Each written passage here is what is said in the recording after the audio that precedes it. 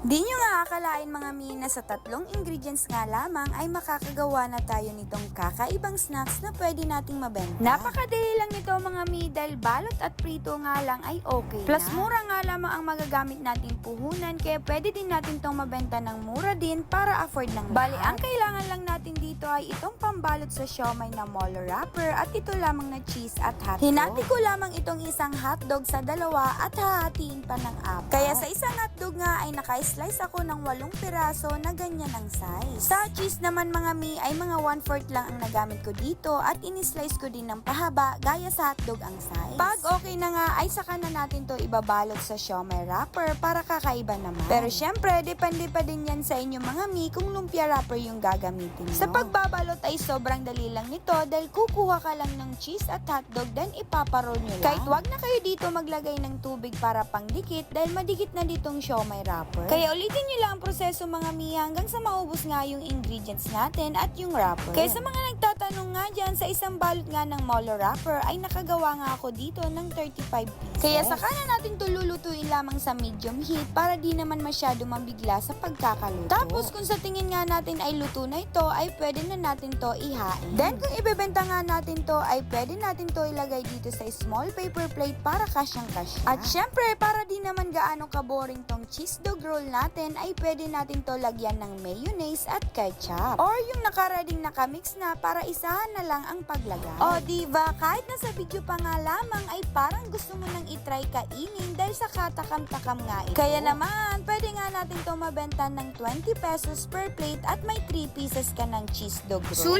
Sulit na ang 20 pesos mo dahil pwede mo na din tong ulamin. Kaya kung gusto nga tong itry ay itry nyo na. Kaya yun lang guys. Thank you for watching. Bye-bye.